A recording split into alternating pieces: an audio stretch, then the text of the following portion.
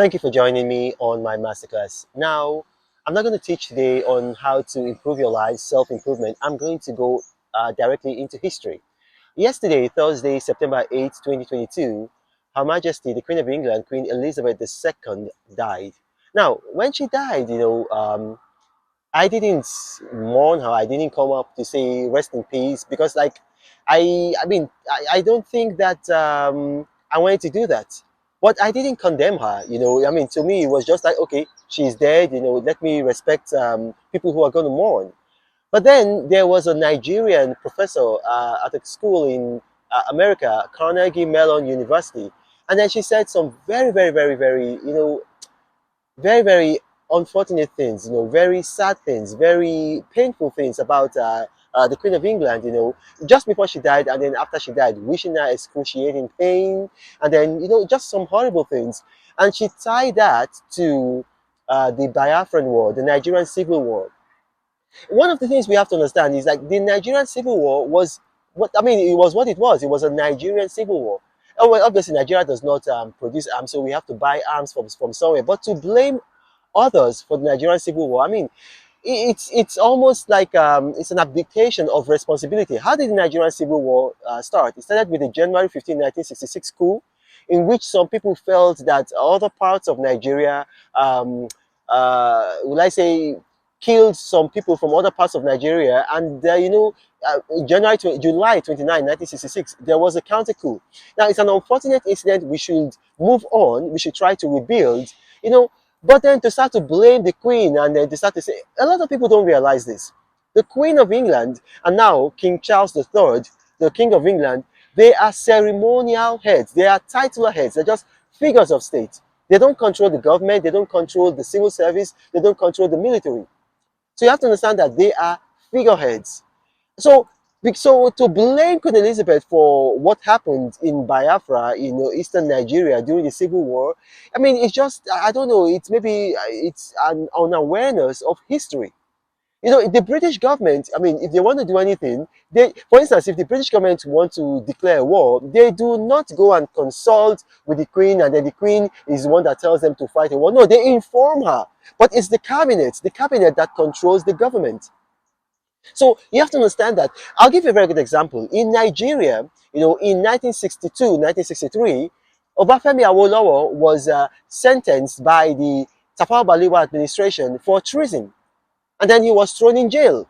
Do you know who was the head of state of Nigeria at that time? It was Nnamdi Azikiwe.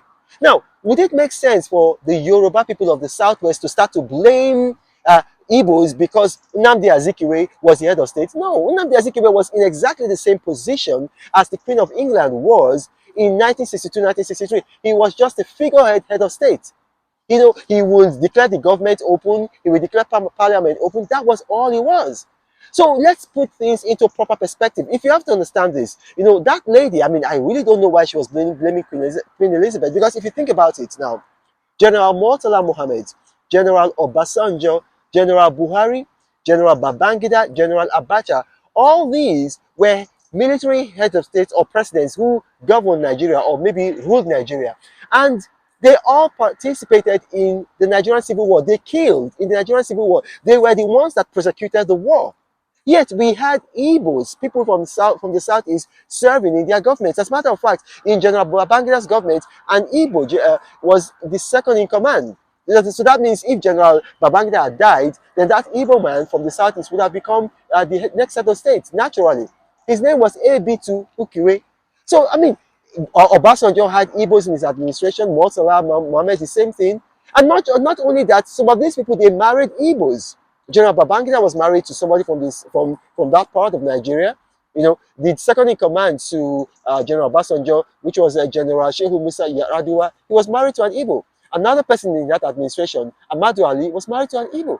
So, if we are intermarrying after the Civil War, we are serving in each other's government, we are having a government together, and we are not blaming each other, then we should start blaming, the Queen of England, who was just a figurehead. Let's even go further.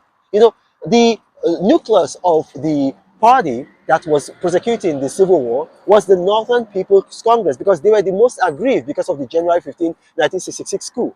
And then even after the transfer of power, October 1, 1979, from the military to civilians, it was the nucleus of the MPC that now became the NPN. Now that National Party of Nigeria, they were the ones that brought Ojukwu back to Nigeria, and Ojukwu joined their party.